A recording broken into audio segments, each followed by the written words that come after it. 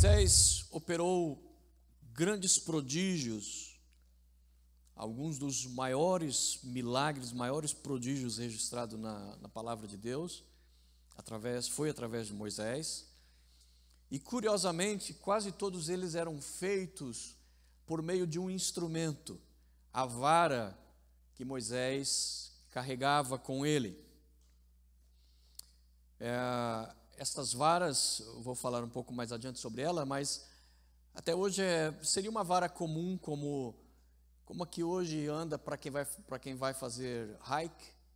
Você compra ainda hoje no Walmart, você encontra essas varas de apoio, né, para você fazer longas jornadas a pé.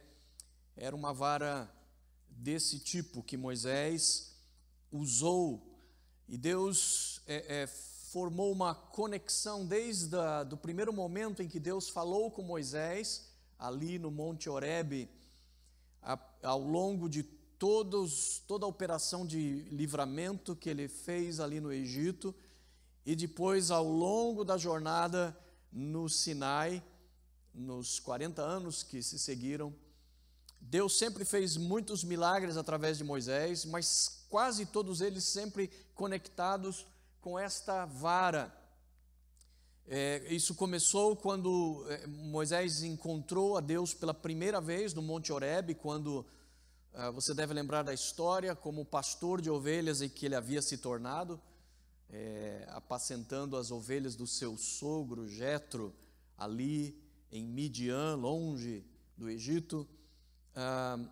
Numa das suas buscas por ovelhas desgarradas do rebanho, ele acabou chegando perto ao Monte Horebe, e ali no monte ele foi fisgado pela chamada de Deus, quando ele percebeu que um arbusto queimava, porém não se consumia. Aquilo chamou a atenção de Moisés, que percebeu haver naquela incoerência a mão de Deus. Então ele se aproxima da sarça, daquela moita que estava em fogo, e então sai a voz de Deus dizendo para Moisés que ele deveria tirar as sandálias dos pés, porque aquele lugar, naquele momento, era um lugar santo. Naquele momento, Deus então revela o propósito que ele tem para Moisés, aquilo que ele quer realizar através de Moisés, que será uma das sagas mais impressionantes da história humana, conseguir libertar um povo, na época cerca de 2 milhões de pessoas, que já há 5 séculos estavam escravizados, e livrar nada menos do que do maior poder bélico, do maior poder que existia na face da terra naquele tempo, o Egito.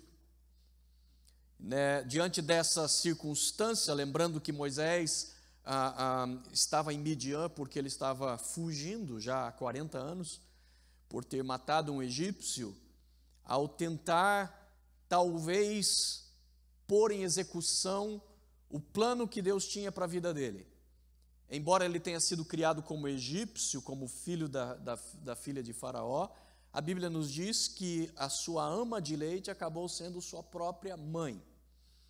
Como normalmente uma criança desmamava naqueles tempos, para lá dos 6, 7, 8 anos de idade ou até mais, então é bem provável que a própria mãe de Moisés tenha incutido na mente daquela criança quem realmente ele era, os propósitos que Deus tinha para ele como libertador de Israel. E ele cresceu com essa dualidade, ele cresceu com essa divisão entre estar na condição de um egípcio, na condição de um príncipe, mas ao mesmo tempo entendendo que ele fazia parte de um povo escravizado. Isso fez em um determinado momento em que ele viu um dos capatazes surrando e maltratando um dos hebreus que ali estavam. Ele se pôs a lutar com esse capataz e acabou matando este homem. E a partir dali, então, ele foge e acaba parando em Midian, aonde pelos próximos 40 anos ele ficou pastoreando ovelhas. De príncipe do Egito a pastor de ovelhas. Talking about a downgrade here, né? Isso sim é que chamamos de perder posição. E ali pelos 40 anos ele ficou refletindo sobre tudo aquilo. A essa altura provavelmente ele achou que aquilo tinha sido só um delírio da sua mãe, aquela história de Salvador do mundo, Salvador de Israel, jamais iria se cumprir. Ele tentou, ele teve boas intenções e acabou matando um egípcio. Por causa do assassinato do egípcio, ele acabou tendo que fugir, e talvez aí surgiu o início da frase de que de boas intenções o inferno está cheio.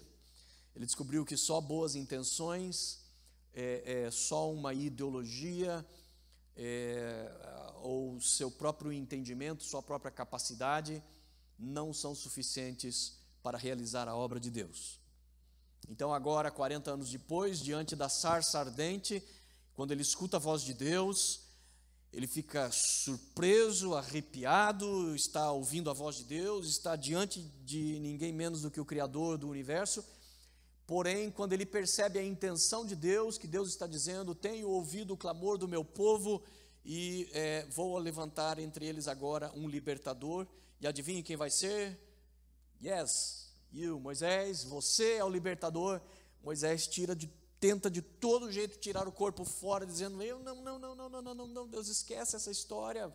Eu já abandonei essa história 40 anos atrás, vamos deixar para lá. Não sou a pessoa adequada. Ele foi tentando construir todo tipo de obstrução possível. Não dá, não posso, não consigo, estou sendo procurado no Egito, vão me matar ali no Egito. Ele falou: não é problema, o faraó que queria te matar já morreu. Ok, eliminado, primeiro obstáculo. Vamos para o segundo. Não dá, Senhor, eu não consigo falar direito, tenho um problema de comunicação, tenho a língua pesada, a expressão que ele usou. Deus disse: não tem problema, vou usar então Arão, o teu irmão, como porta-voz. Mais alguma desculpa? Não tenho como é que eu vou desafiar a maior poder, a maior autoridade que existe, com o maior exército que existe no mundo? Ele falou: Moisés, vamos parar de conversa fiada, pega essa tua vara, joga ela aí no chão. Ele jogou ela no chão. Na hora que ele jogou no chão, a vara se transformou em serpente. E ele disse: agora vai, pega a serpente, pegue ela pela cauda. E no momento em que ele pega ela pela cauda, ela volta a se tornar numa vara. Ali foi feita a primeira conexão de Moisés com esta vara que o iria acompanhar durante toda a sua vida, de maneira que a maior parte dos milagres seria sempre feito por meio desse instrumento. É claro que o agente realmente desses milagres era Moisés, o profeta do Senhor, o servo do Senhor. Mas isso ficou tão ligado com a questão da vara que Moisés carregava, que alguns já chegaram a fazer estudos de que a vara de Moisés é que, de alguma maneira, recebeu algum poder sobrenatural, como se fosse um instrumento mágico, alguma coisa assim. O fato é que depois esta vara foi usada em diversos sinais. Quando ele compareceu diante do faraó, justamente quando o faraó disse: como é que eu vou saber que é verdade que um Deus te enviou? Ele fez a mesma coisa, lançou a vara dele se transformou em cobra. E ele disse: estou com a bola cheia, todo mundo vai ficar tão espantado como eu fiquei lá no Horebe. Só que, para decepção dele, o faraó só fez assim, chamou os seus magos colocaram varas no chão, as varas também se transformaram em serpentes, e ele falou: ih, rapaz, deu mal, né? Deu alguma coisa errada aí, deu problema. E quando ele pensou que não ia funcionar, de repente eles observam que a cobra da vara de Moisés, que havia se transformado em serpente, começou a devorar as outras cobras que tinham sido formadas, transmutadas a partir da vara dos magos. E daquela maneira Deus começou a dar um recado muito claro para Moisés, para os egípcios, para nós, de que aquilo que Deus manda é sempre maior e mais poderoso do que qualquer oposição, do que qualquer artimanha que Satanás tente fazer. Oposição sempre virá a todo e qualquer plano, a todo e qualquer propósito que Deus tenha para a vida de qualquer um, mas o poder de Deus é sempre maior, portanto não devemos nos intimidar com isso. Com esta vara é que também, quando estavam sem água no meio do deserto, Deus disse para Moisés bater com a vara na pedra, e quando ele fez isso, a pedra começou a brotar água, e ali foi saciada a sede dos israelitas numa dos episódios da jornada.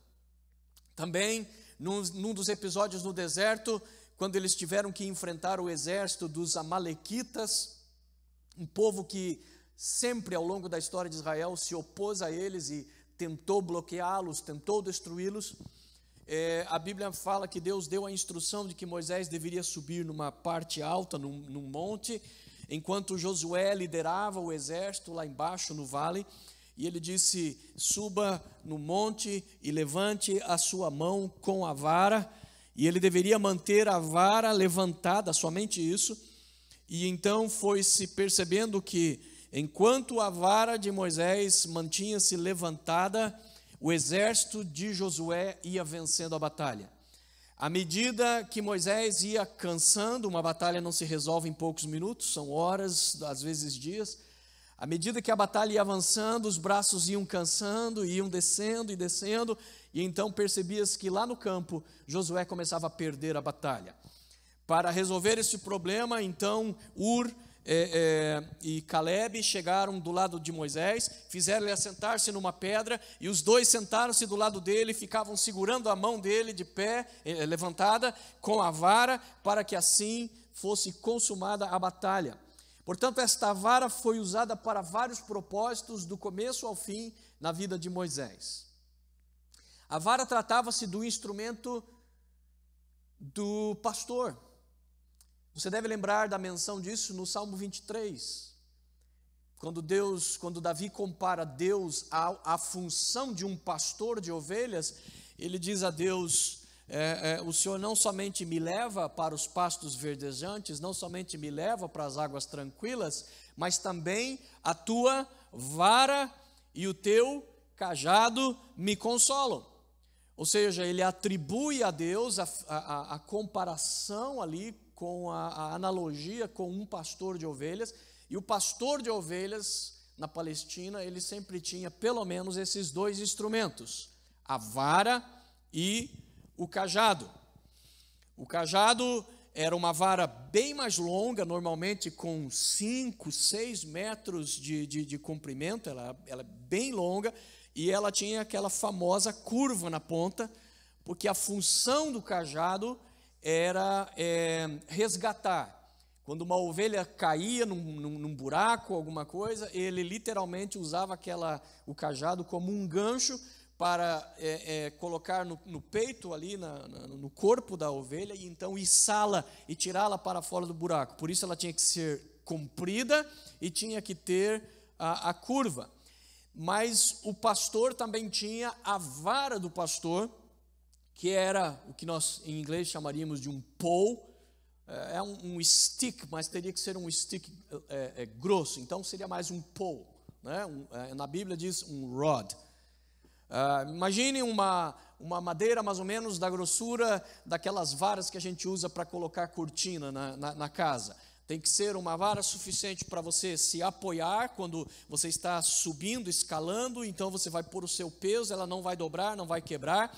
Esta vara não é tão longa, normalmente ela tinha o tamanho do pastor, talvez um pouquinho coisa maior que ele, porque ela precisava ser um instrumento de agilidade para usar como apoio, mas também para que o pastor usasse como instrumento de defesa. Uma vez que ele cuidava de ovelhas que na região da Palestina estavam suscetíveis a ataques de predadores muito ferozes, nada menos do que leão, ursos e lobos. Portanto, você precisava desta vara. Ela não podia ser curta demais para que você não ficasse perto demais do animal feroz, e ela não podia ser longa demais para que você perdesse a agilidade com ela.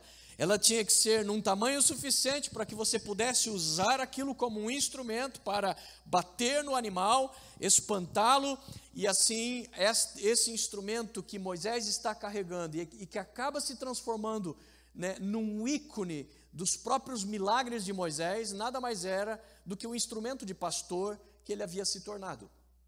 Como pastor de ovelhas, ele estava carregando esta vara, e é justamente esta vara que ele tem na mão no momento em que Deus então fala com ele ali no Monte Horebe.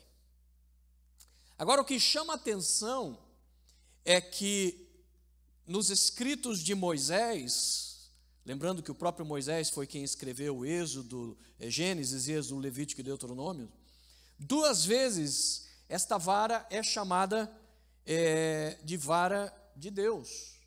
Na maior parte das vezes aparece Deus falando para ele: Moisés, vai e pegue a sua vara, a vara de Moisés, pegue, ou seja, ele coloca a autoria, ou melhor, a propriedade sobre Moisés e diz: use a tua vara para fazer isso, para fazer aquilo, como por exemplo, toque no chão e a poeira da terra vai se transformar em piolhos, toque nas águas do Nilo e as águas do Nilo vão se transformar em sangue, e assim por diante. Mas em 2 vezes, em Êxodo 4:20 e em Êxodo 17:9, justamente na batalha contra os amalequitas, Moisés se refere a esta vara não como a vara dele, mas ele se refere como a vara de Deus. Veja o que diz o verso 20. Diz ali que quando Moisés partiu em direção ao Egito, levou sua mulher, seus filhos montados num jumento, e levava na mão a vara de Deus. Ou seja, ele agora está reconhecendo de que porque Deus agiu por meio daquele instrumento, aquele instrumento agora passou a ser um instrumento do próprio Deus. Então agora é dito nesses 2 pontos das Escrituras que aquela vara havia se tornado na vara do próprio Deus. O que isso significa para a nossa vida, para a nossa realidade, uma vez que nós não somos pastores de ovelhas e nem saímos por aí levando varas nas nossas mãos? O que isso significa é um princípio que Deus está revelando e que isso sim importa para nós. Quando Deus usa o simples e comum instrumento de um pastor de ovelhas e transforma aquilo no instrumento de execução de milagres, Deus está mostrando exatamente como Ele quer agir no meio do seu povo. Ele não quer que nos transformemos naquilo que não somos, porque tudo que Deus faz é perfeito. E a Bíblia diz que Deus é que designou o lugar da nossa morada, ou seja, onde nós deveríamos nascer e em que época cada um de nós deveríamos nascer. A Bíblia diz que tudo que Deus faz é perfeito, portanto, a despeito de todos os traumas que você possa ter, da família onde você nasceu, da maneira como você foi criado, das circunstâncias que você atravessou, dos problemas que te traumatizaram ao longo da vida, o fato é que Deus não errou quando te fez do jeito que você é. Não significa que a imperfeição não reine, não precisa ser trabalhada na minha e na sua vida, porque uma vez que nós somos pecadores, o pecado deforma o plano original de Deus. Mas entenda, Deus te fez do jeito que você é, no lugar aonde você está, porque Ele tem um propósito para a tua vida. Quando Ele deseja te usar exatamente do jeito que você é. Ele quer te usar, não, no caso de Moisés, não com um cetro de rei feito de ouro, mas Ele quer usar com um cetro de madeira, de um pastor. Ele está dizendo: é isso que você é, Moisés, você é um pastor de ovelhas, esse instrumento é o teu instrumento que você usa diariamente, então é exatamente desta maneira que eu vou te usar.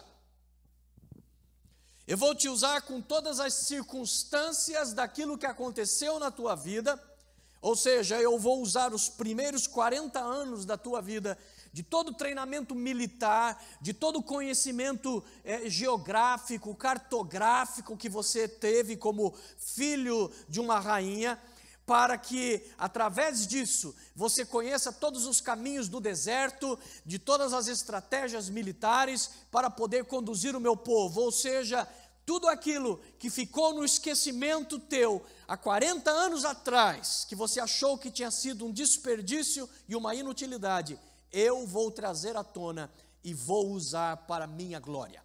Inclusive, o idioma egípcio que você aprendeu enquanto você estava na terra? Porque você acha o quê? Que Moisés chegou lá discutindo com o faraó e chegou falando em hebraico com ele? Ou chegando falando em midianita com ele? É lógico que quando Moisés entrou naquele palácio, ele começou imediatamente a conversar em egípcio.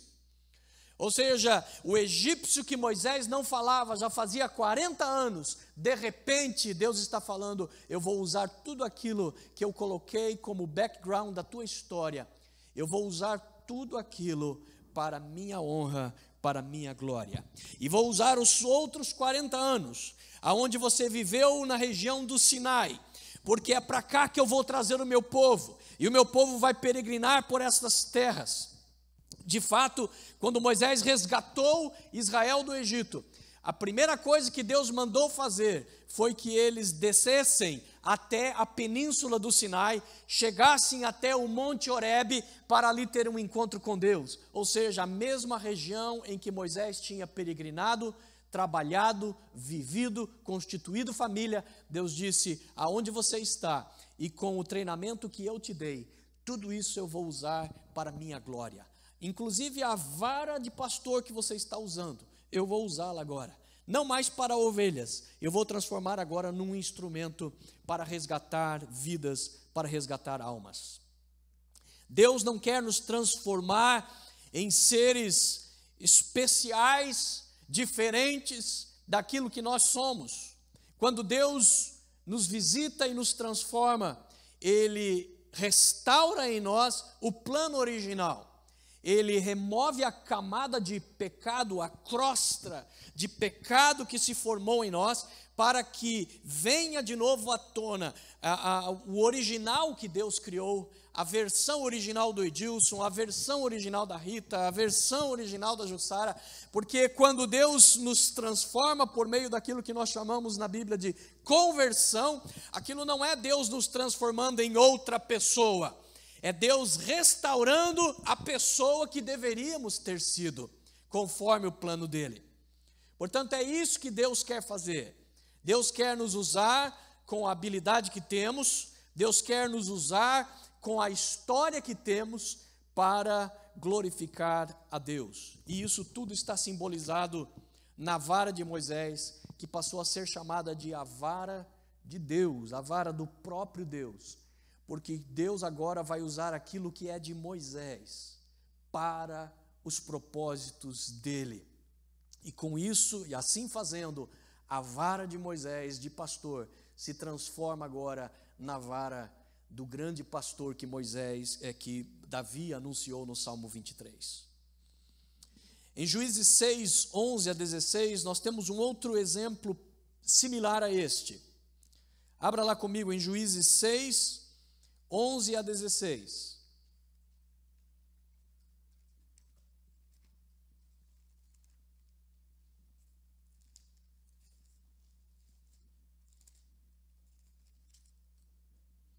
Agora nós temos a história de Gideão. Gideão é um homem que está vivendo alguns séculos depois de Moisés, em Israel. Porém, Israel agora está vulnerável aos ataques dos midianitas. Esses homens vinham e, no tempo da colheita, devastavam as colheitas dos israelitas, roubavam os animais, saqueavam tudo que eles tinham e iam embora. Por conta disso, havia medo, pavor, desespero no meio de Israel. E esse desespero, como eu disse domingo passado, é visto na vida do próprio Gideão, que a Bíblia diz que quando Deus vai falar com Gideão, ele está malhando trigo no lagar, ou seja, na prensa das uvas, que é um lugar úmido. Muitas vezes era feito isto numa caverna, um lugar fechado, que não é apropriado para você debulhar o trigo, justamente por causa da umidade, pela falta de ventilação. A razão dele estar debulhando o trigo num lagar mostra o tanto que este homem estava amedrontado, o quanto este homem estava sendo oprimido. Ele está, na verdade, tentando malhar um pouco de trigo suficiente para o sustento da sua família, e ele está fazendo isso escondido, ele está fazendo isso num lugar que ninguém pensaria em malhar o trigo, justamente para despistar, para que nenhum medianita visse, para que ele não tivesse aquele pouco trigo que restou roubado. Portanto, Gideão não é nenhum homem corajoso, Gideão é um homem tão amedrontado como qualquer outro em Israel, mas o que surpreende é o que o anjo diz a ele quando apareceu para ele. Diz o versículo 12 de Juízes 6. Então o anjo do Senhor apareceu a Gideão e lhe disse: o Senhor está com você, poderoso guerreiro. Eu acho que na hora que ele falou isso, ele olhou assim: eu? Poderoso guerreiro? Tudo bem, né? Que a gente está numa situação ruim, tudo bem, Deus. Agora vir tirar sarro da cara da gente, aí não, né?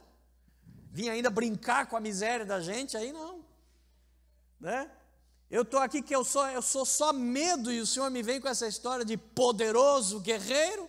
Só pode ser zombaria do anjo. Tanto é que ele disse: ah, Senhor. Gideão respondeu: se o Senhor está conosco, então por que aconteceu tudo isso? Onde estão todas as suas maravilhas que os nossos pais nos contaram, quando dizem que foi o Senhor que nos tirou do Egito? Mas agora o Senhor nos abandonou e nos entregou nas mãos de Midian. E o Senhor se voltou para ele, para Gideão, e disse: com a força que você tem, vá libertar Israel das mãos de Midian, pois não sou eu quem o está enviando. Preste atenção. Ele não disse: olha, eu vou te transformar num Superman, né? Vou te dar um poder, você vai virar um desses super-heróis da Marvel, e aí você vai ser capaz de enfrentar os midianitas. Não, ele apenas disse: olha, estou contigo e não abro, vai desse jeito aí, vai nessa tua força. Eu, no lugar de Gideão, diria: que força, que força, Deus, né? Não sobrou nada, zero, na dica de nada. Ele diz: vai nessa tua força e derrota os midianitas. Ou seja, é a mesma coisa de Deus dizer para Moisés: pega essa tua vara, que você costuma usar para defender contra lobos, leões, e vai enfrentar agora o poderoso Faraó. O que Deus estava dizendo para Gideão é o mesmo princípio. Gideão, vai nesta tua força, porque eu vou usar você, Gideão, do jeito que você é, na força que você tem, só que eu vou estar com você. Você não precisa esperar para se transformar em outra pessoa, é você mesmo, Gideão, que eu vou usar para a minha glória. Então, ele disse: ah, Senhor, como posso libertar Israel? Meu clã é o menos importante de Manassés, e eu sou o menor da minha família.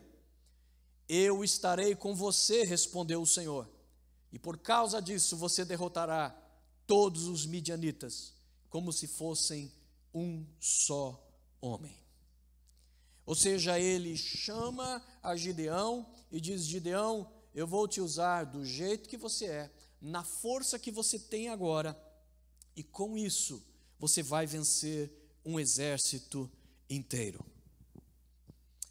Outro exemplo que nós vemos disto é no momento em que o grande filisteu Golias, gigante, ele desafia a nação de Israel e diz: aquele que me vencer, nós entregaremos tudo para vocês, mas se eu vencer aquele que aceitar o desafio, então nós conquistamos todo Israel.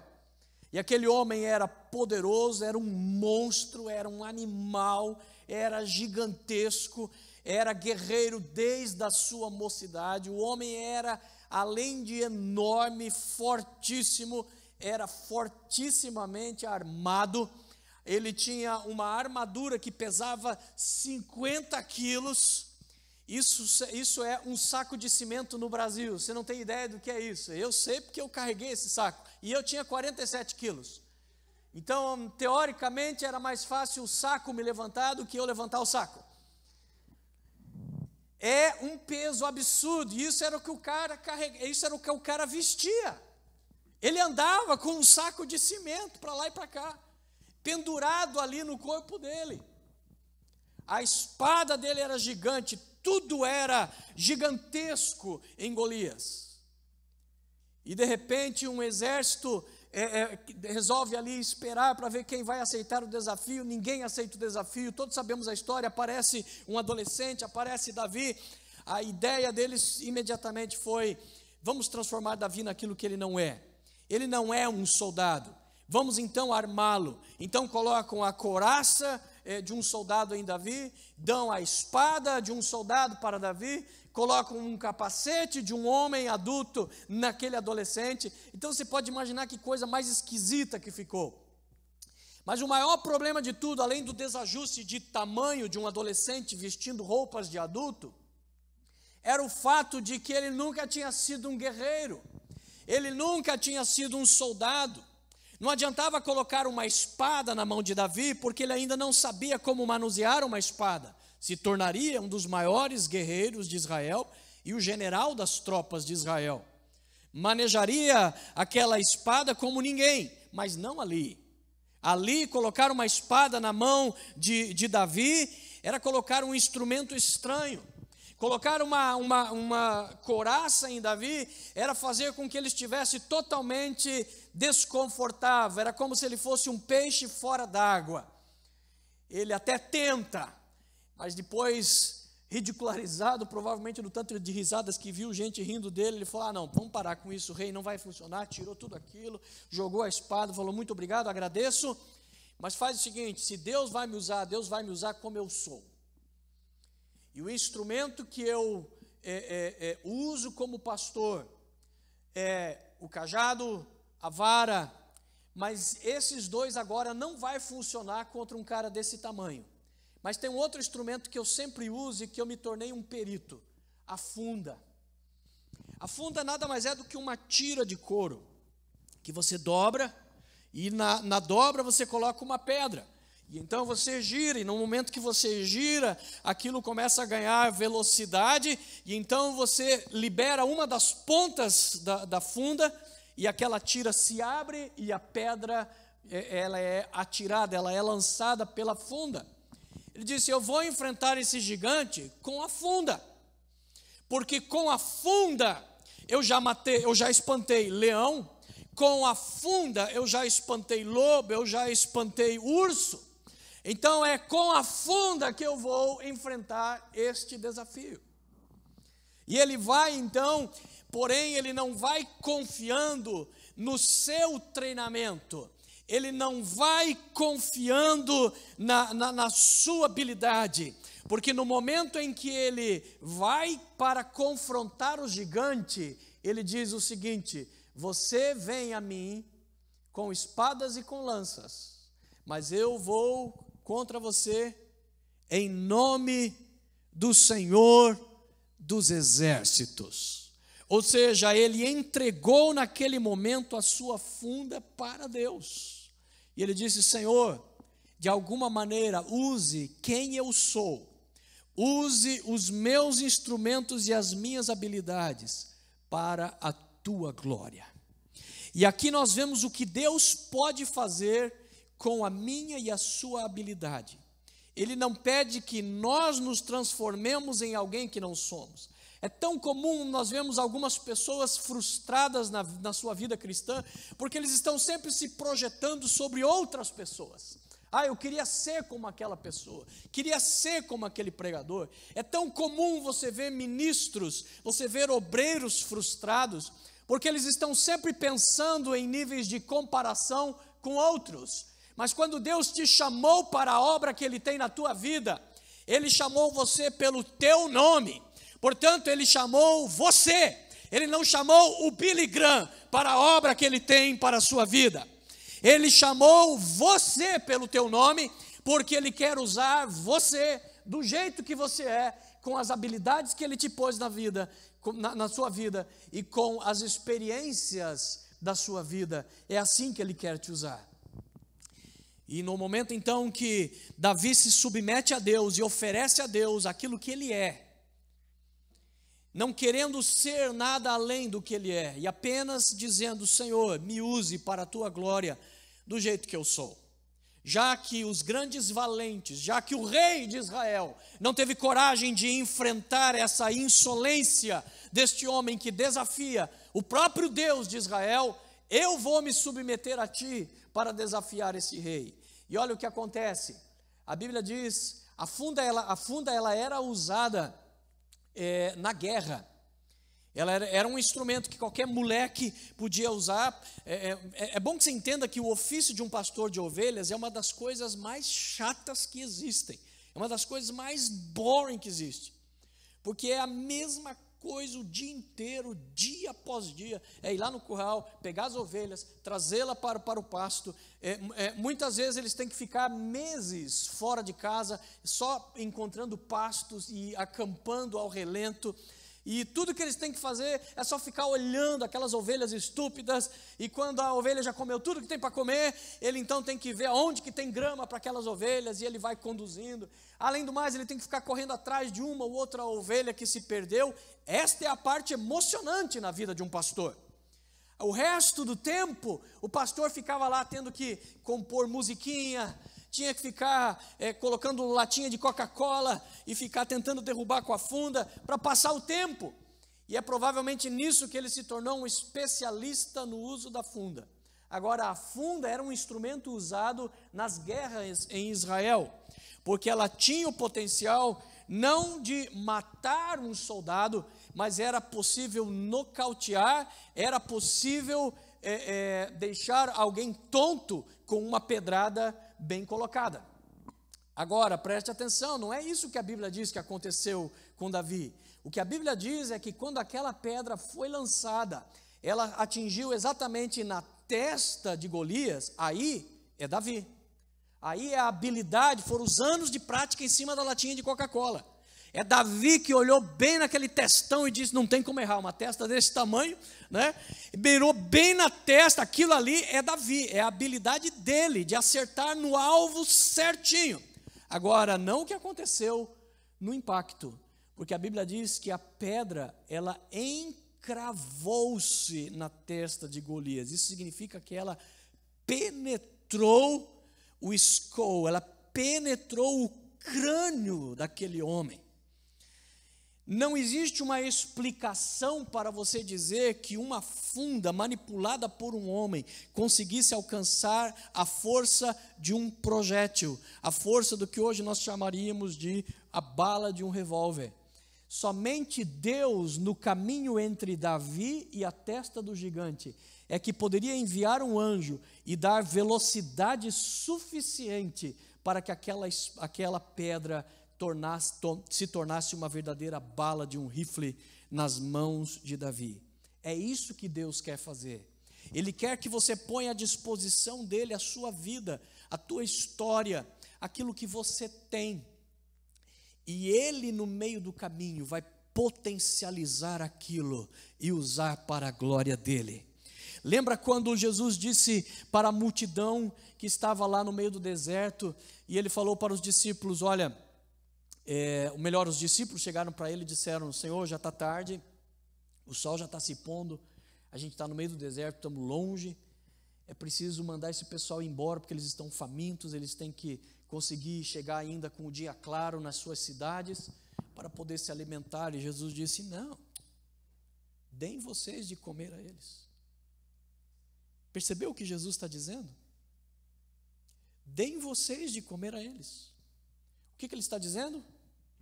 Me ofereça a sua vara, me ofereça a sua funda, faça você, e aí você vai ver o que eu vou fazer em cima daquilo que você fizer. A reação dos discípulos é a mesma que nós temos quando estamos diante do desafio. A gente diz: quem sou eu? Eu não posso, eu não consigo. Eles disseram: nem que a gente tivesse aí uma conta bancária recheada, não seria suficiente para comprar pão para todo esse pessoal.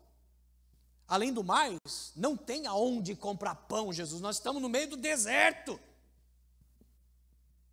Como é que a gente vai alimentar esse pessoal? Mas um deles, André, captou a mensagem do mestre, né? Captei a vossa mensagem, mestre, amado guru. Ele entendia o que o senhor está dizendo. E ele já catou um moleque que estava ali, puxou o moleque e falou: ó, esse menino aqui tem alguns peixinhos e alguns pãezinhos. Os demais olharam para aquilo e falaram: come on, really, André? O que são esses peixinhos, esses pãezinhos, que eu nunca sei direito se eram 3 pães, 2 peixinhos, 2 peixinhos, 3 pãezinhos, enfim, nunca sei. Eu sei que era uma mixaria. E ele diz: o que é isso para alimentar 5.000 homens, fora as mulheres e crianças? Jesus disse: eu vou dizer o que são esses peixinhos nas minhas mãos. André entendeu o recado. O menino está entregando o que ele tem. É impossível? É. É pouco? É. Mas é o que Deus está requerendo. E então Jesus disse: então agora eu já posso começar o milagre. Quando você me dá aquilo que você tem, quando você me dá aquilo que você é, agora o milagre pode começar. Comece a dividir esse pessoal, comece a fazer eles se assentar em grupos de 50, em grupos de 100. Comece a partir este pão, esses pães e esses peixinhos e colocar os seus pedaços nos cestos. E eles iam partindo, eu não sei como aquilo acontecia, mas à medida que eles iam partindo aqueles pães e aqueles peixes, o peixe não acabava, o pão nunca terminava, e partia, ia enchendo os cestos, iam enchendo os cestos, e simplesmente os pães e os peixes não acabavam. Alimentou 5.000 homens, mais as mulheres e crianças, e depois ainda sobraram restos que encheram 12 cestos. Quando simplesmente alguém ofereceu para Deus aquilo que ele é, aquilo que ele tem, Deus não esperou que ele se transformasse em alguma outra coisa. Quando finalmente Gideão entendeu o recado de Deus e vai para a guerra, consegue juntar um exército que a princípio eram alguns milhares, o que ainda era pouquíssimo, eram 10.000 para enfrentar um exército de 132.000, já era desanimador. E Deus diz: não é, ainda é muita gente para que eu possa te dar a vitória. A matemática de Deus é o contrário. A nossa é sempre: eu preciso de mais gente para que eu possa ter a vitória. A matemática de Deus é: eu preciso de menos gente para que eu possa te dar a vitória.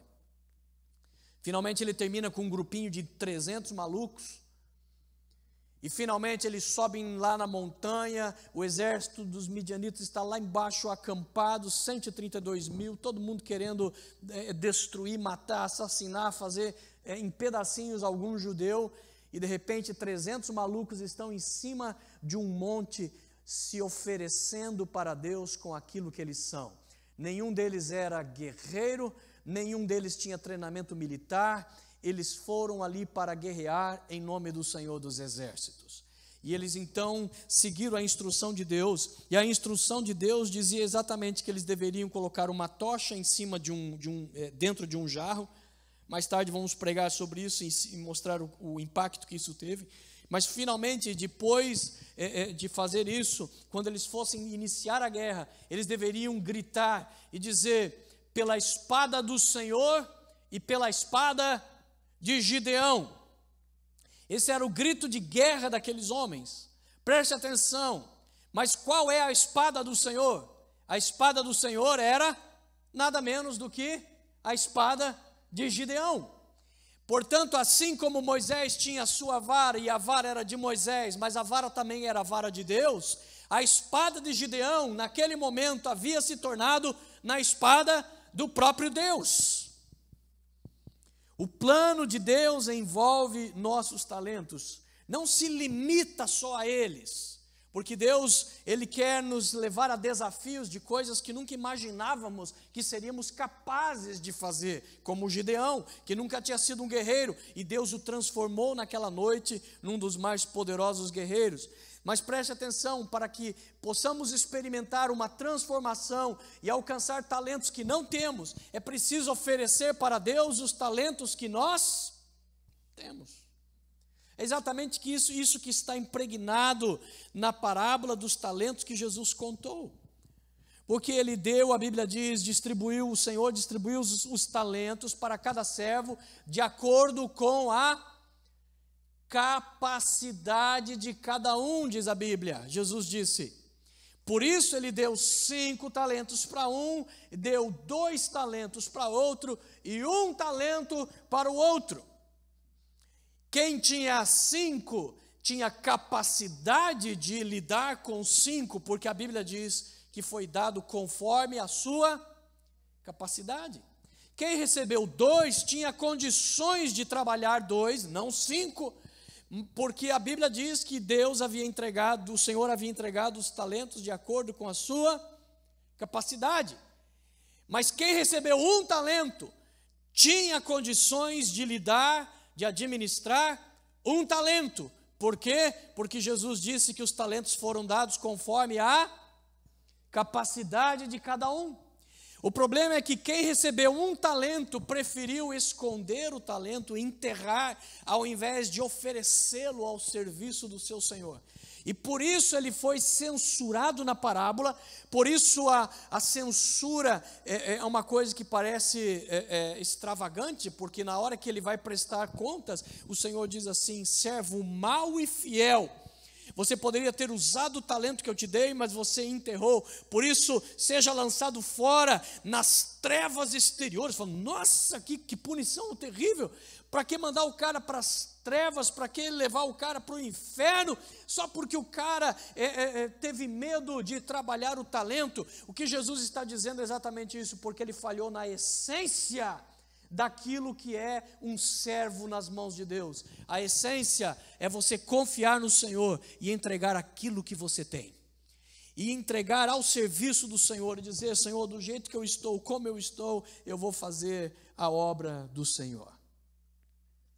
Diz uma história que tinha um esquilo, uma águia e um pato que conversaram entre si e disseram: olha, estou cansado das minhas atividades, quero evoluir, quero fazer coisas diferentes na minha vida.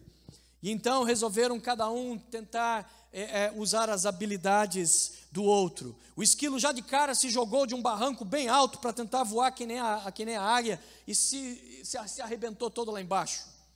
A águia resolveu usar as habilidades do pato e quase morreu afogado na lagoa. E o pato tentou subir a árvore como o esquilo e se arrebentou todo. Finalmente eles reconheceram e disseram: sabe o que? Deus me fez como esquilo, Deus te fez como pato e Deus te fez como águia. E então diz que naquela região nenhuma outra águia voava tão bonita e tão cheia de si como aquela águia, nenhum pato nadava tão bem e nenhum esquilo subia uma árvore tão bem como aqueles, porque eles reconheceram que Deus havia feito eles daquela maneira. Tem outra historinha para te convencer. Que tinha um rapazinho, um senhor de terras que precisava arar uma terra e plantar, e então colocou lá: precisa-se de empregados para semear a terra, e de repente não aparecia ninguém, e finalmente apareceu um cara que só tinha uma perna e uma perna de pau. Aquelas pernas, né, antigamente não tinha essas pernas bonitas, era só um pedaço de pau que o cara colocava, né, tipo perna de pirata. Apareceu um cara com a perna de pau, apareceu um cara que tinha mal de Parkinson, aquele cara que treme todo, né? E apareceu um rapaz que tinha o pé torto e andava assim arrastado. E o cara falou: miséria, eu coloco o cartaz, preciso de gente, tenho urgência de plantar e só me aparece essas 3 pessoas cheias de defeito. Ele falou: bom, já como não tem como contratar outro, vai vocês mesmo, e contratou os caras. Então foi primeiro o cara com a perna de pau e foi fazendo os buracos, né? Aí veio o cara com mal de Parkinson com as sementes e espalhando as sementes, e veio o cara fechando o buraco. E em um dia foi tudo fechado, foi tudo trabalhado. Porque cada um na sua habilidade conseguiu fazer aquilo que conseguiram fazer e com isso realizaram a obra. Se você é muito pequeno, seja um pintor de rodapé. Se você é muito comprido, seja um pintor de teto. Mas tem gente que é grande demais e quer porque quer ser pintor de rodapé. E tem anão que inventa de ser pintor de teto. Você está entendendo a dificuldade de Deus? Poxa vida, eu já te fiz baixinho, que é uma beleza, não precisa nem abaixar, já está ali na altura do rodapé, né? Já te fiz altão, só levanta o braço. Não precisa de escada, não precisa de nada. Mas a pessoa quer porque quer não oferecer para Deus aquilo que não foi chamado. É uma tristeza. É uma tristeza. Quando o cara inventa de querer pregar e não sabe pregar. Coloca na cabeça que é um grande cantor e quem tem que aguentar são os outros. Porque cantar todo mundo gosta.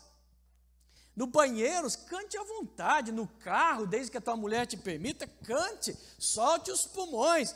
Cante à vontade. Agora, ninguém é obrigado a ouvir. Agora, quando você inventa de achar que tem talento, e quando na verdade Deus te deu talentos, às vezes um pé torto, que pode fazer tanta coisa boa para a obra do Senhor, mas você inventa de querer voar como uma águia, ou de subir uma árvore como um esquilo, quando na verdade Deus está dizendo, eu te amo do jeito que você é, eu te coloquei talentos que aquele outro ali não tem. Aquilo que você pode fazer, o outro não pode. Então, por melhor que esse cara seja, ele tem limitações, ele tem ausência de certas coisas que você tem. Então, vocês podem se completar e a obra, o meu plano na tua vida pode se cumprir.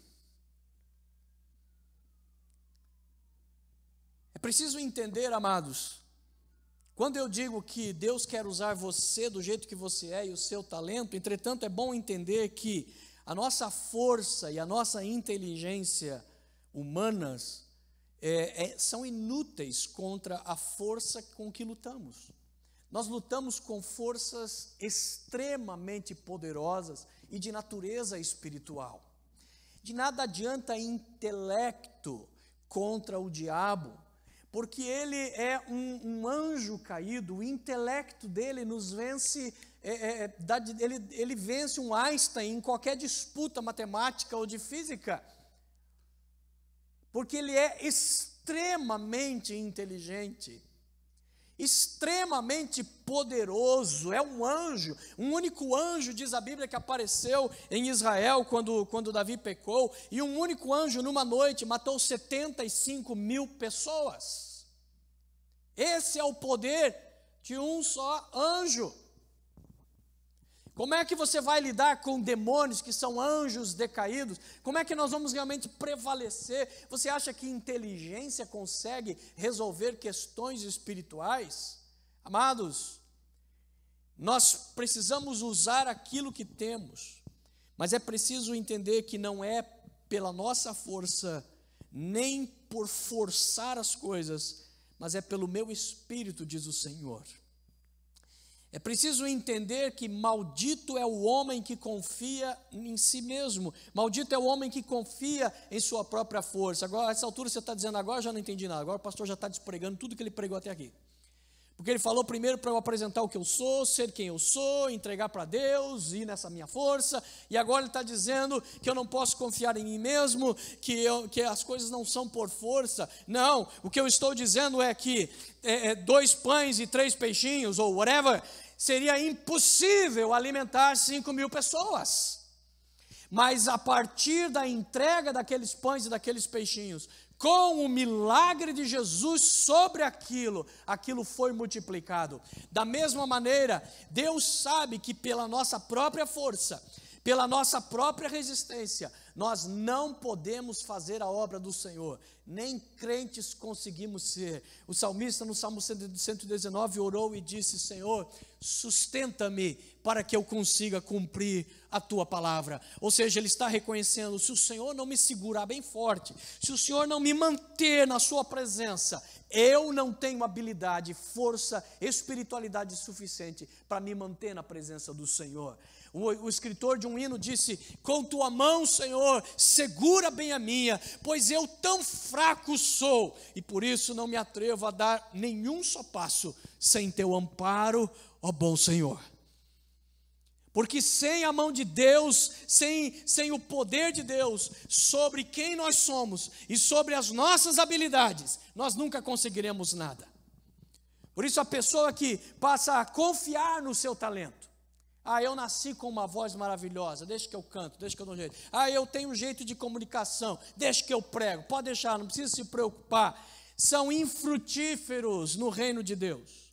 Porque o mundo espiritual não está nem aí com voz bonita. Demônio não tem medo de pregação bonita. Demônio não tem medo de voz afinada. O que demônio tem medo é de voz que serve ao Deus Altíssimo.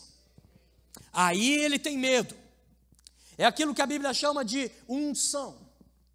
A unção nada mais é do que a capacidade sobrenatural, divina, que é colocada sobre a habilidade humana.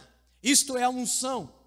Então, quando você prega, é só um homem pregando, o homem tentando fazer o melhor que ele pode. Mas a unção é o Espírito de Deus pegando aquelas palavras, soprando outras palavras na mente do pregador, e indo no meio do povo, e trabalhando no ouvido e na mente de cada um, e tocando no coração de cada uma das pessoas que está ouvindo. A isso se chama de unção. É isto que convence o homem do pecado, da justiça e do juízo. Portanto, nós precisamos oferecer sim para Deus aquilo que nós somos, mas nós precisamos buscar a Deus para que venhamos receber a unção do Espírito Santo de Deus. Por isso que a unção na Bíblia, ela é diferente de hoje, quando nós ungimos alguém para o ministério, ou ungimos alguém para que seja curado em nome de Jesus. Na Bíblia passou a ser usado o óleo, o azeite, como símbolo da unção, como símbolo desse Espírito que está sendo derramado sobre a vida de uma pessoa. Então, nos tempos modernos, nós usamos um frasquinho assim de óleo, e a gente pega uma pontinha do dedo assim, coloca uma gotinha e coloca na testa do indivíduo e oramos por ele, está ungido. Nos tempos da Bíblia não era assim. Nos tempos da Bíblia, quando você ungia um sacerdote, ou você ungia um profeta, ou você ungia um rei. E para a unção era usado um balde de azeite. Este balde era derramado sobre a cabeça da pessoa que estava sendo ungido. E aquele óleo, ele precisava ser abundante, porque ele tinha que cobrir a pessoa. Porque é exatamente o entendimento de que, se você for querer fazer a minha obra, confiando apenas em você e nas tuas habilidades, não vou poder te usar. É preciso que seja você, eu quero as tuas habilidades, mas tudo tem que ser coberto pela presença de Deus. É isto que está lá no Salmo 133, quando diz: ó, quão bom e quão suave é que os irmãos vivem em união, é como óleo precioso sobre a cabeça do sacerdote Arão. E olha só o que diz, que ela desce sobre a sua cabeça, pela barba, olha a quantidade de óleo, e chega até onde? Até a orla dos vestidos, a barra dos vestidos, tamanho montante de óleo, porque ele tinha que ser coberto pelo óleo. É a mesma ideia que está no batismo. Os batismos, seja o batismo com o Espírito Santo, ou seja o batismo nas águas, a palavra batismo, ela significa alguma coisa que é imerso, ele tem que ser submerso em alguma coisa. Por isso, o batismo nas águas, nós levamos a pessoa para um rio ou para um tanque, e nós baixamos a pessoa completamente até que a água cubra ela totalmente. No batismo com o Espírito Santo tem o mesmo sentido. Uma pessoa tem o Espírito Santo e pode estar cheia do Espírito Santo, mas o batismo é exatamente o momento em que o Espírito Santo a cobre por completo. É o momento em que o Espírito Santo vence, é o momento em que o Espírito Santo domina.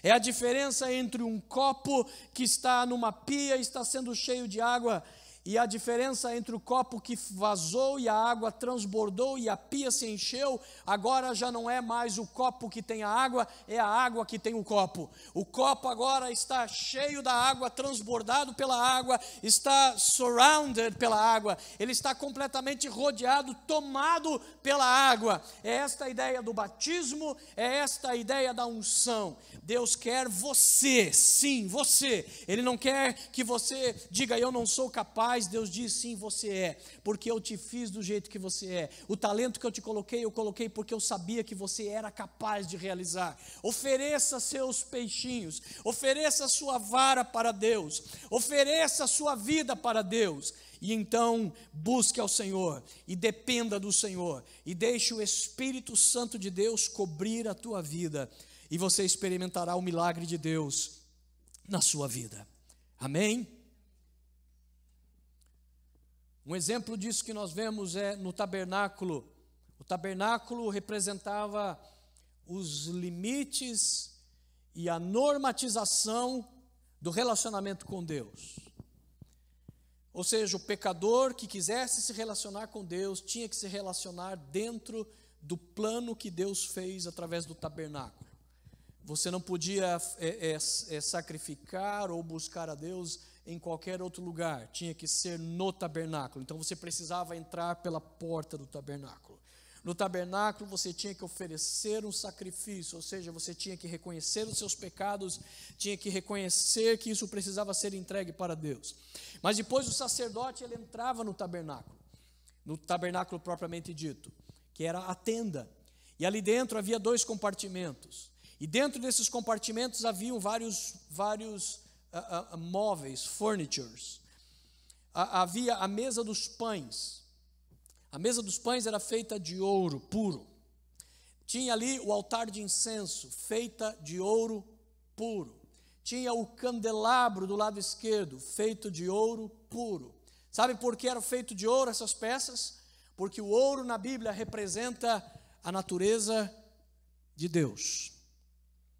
Então ele mostrou que o alimento, a mesa dos pães, tem que ser promovido por Deus, porque só Deus é que pode nos trazer o alimento. As minhas palavras como pastor são inúteis, somente a palavra de Deus pode alimentar a tua alma. O candelabro mostrando que somente a luz de Deus pode iluminar o homem. Não adianta a nossa filosofia, nossa psicologia, nosso achismo, nada disso pode fazer mudança nas vidas. Tem que ser de ouro puro, porque é só a verdade de Deus é que tem o poder de transformar. Mas lá dentro havia o principal componente do tabernáculo, era a arca do concerto. A arca do concerto era um baú, parecido com isso aqui, só que bem maior. A tampa era feita de ouro puro, porque era na tampa que o sacerdote tinha que trazer o sangue lá da entrada do tabernáculo, dos animais que foram mortos, e ele espargia o sangue sobre a tampa. A tampa tinha 2 querubins feitos de ouro, com as asas abertas, simbolizando que eles estavam protegendo aquilo ali. A tampa era chamada de propiciatório, em algumas partes da Bíblia é chamado de o trono de Deus, porque aquela tampa era reconhecido como o lugar onde Deus lidava com o pecado dos homens e encontrava com os homens. Por isso a tampa tinha que ser de ouro puro.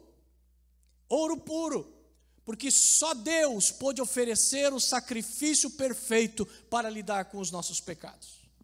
Agora, o baú, ele era feito de madeira de acácia. Madeira na Bíblia representa a natureza do homem. O baú que representava o pacto de Deus conosco era feito de madeira, porque Deus não fez pacto com anjos, Deus não fez pacto com espíritos, Ele fez pacto com homens. Então o baú, a arca tinha que ser feita de madeira. A madeira de acácia é uma madeira de deserto, ela é uma árvore toda torta, toda torcida, ela é toda cheia de veios. Para um marceneiro conseguir preparar aquilo, ele tem muito trabalho para conseguir deixar aquela madeira lisa. Mas é esta imperfeição que representa a nossa natureza que Deus está dizendo, tem que estar no nosso pacto. É isso que eu quero usar. Eu não enviei anjos para pregar o evangelho, eu escolhi seres humanos. Eu quero a madeira de acácia. Eu não escolhi que viessem espíritos anunciar coisas para os homens. Eu escolhi homens e mulheres para fazer a minha obra. Agora preste atenção. A arca era feita de madeira de acácia, mas ela tinha que ser toda revestida de ouro. Porque Deus estava dizendo: eu quero você, mas você e as tuas habilidades não são suficientes para fazer qualquer mudança no mundo espiritual. Por isso eu preciso cobrir você com a minha natureza. Deus quer usar e transformar a vara de Moisés em a vara de Deus. Deus quer transformar a espada de Gideão na espada do próprio Deus. Deus quer usar o teu conhecimento, a tua história. Deus quer usar os teus talentos para a glória dele. Mas busque e dependa dele. E quando aparecerem oportunidades de você fazer algo para o Senhor, ofereça os teus pães e os teus peixinhos. Ainda que você ache que é muito pouco e que não vai fazer diferença nenhuma, ofereça a sua vara, ofereça seus pães e seus peixes, ofereça a sua espada e espere para ver o que Deus vai fazer com os teus talentos, com a tua história e com a tua vida. Põe-se em pé em nome de Jesus. Vamos orar.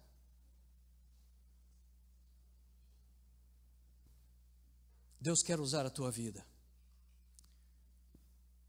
Eu quero chamar aqui pessoas que querem ser usadas pelo Senhor. Você já acalentou esse desejo, mas muitas vezes você se defrontou com a sua própria incapacidade e talvez isso seja um sonho que você já desistiu. Mas você quer que Deus te use. Eu quero chamá-lo aqui à frente. Certa vez na minha infância, eu costumava frequentar um evento que acontecia uma vez por ano, chamado de Manhã Missionária. E na Manhã Missionária era pregado sobre missões, eram trazidos ali relatórios sobre missões. E no final, como a igreja era muito grande, eles estendiam um lençol. E naquele lençol, então, eles faziam um apelo para quem queria trazer uma oferta de missões. E aquele lençol enchia de dinheiro e joias e relógios que as pessoas iam lá e entregavam ao Senhor. E numa dessas manhãs missionárias, veio uma moça no corredor chorando. E foi se aproximando do lençol e todo mundo imaginou, vai entregar uma oferta para o Senhor. E ela, no momento que ela chegou diante daquele lençol, ela se jogou dentro do lençol. Ela estava com aquele ato dizendo: Senhor, eu sou a tua oferta. Eu estou me entregando para missões. Eu estou me entregando para o Senhor. Deus quer te usar. Com todos os teus defeitos, incapacidades, Deus quer te usar. Deus quer usar a tua habilidade, mas Ele quer cobrir e colocar a unção do Espírito na tua vida.